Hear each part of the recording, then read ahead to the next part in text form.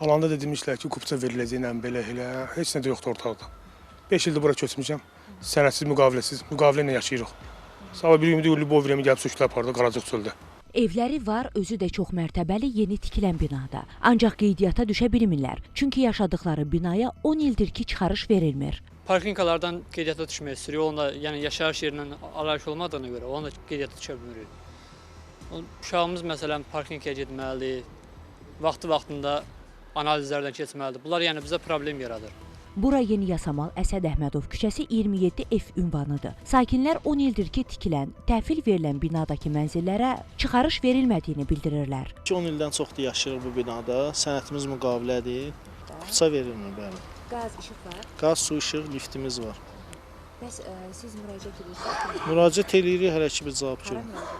Orqanlara yazmışıq, ANT İnşaat.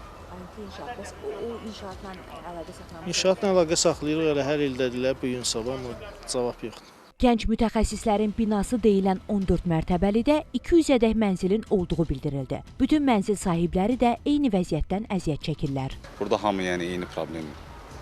Bütün evlər. Nə qədər evdir burada? Onlar da hardasa bir 150-200 ailə olar. Yəni qeydiyyata düşə bilmirik. Yəni məktəbdən istəyirlər, uşaqları görə, məsələn ailədə bizdə çoxdur da.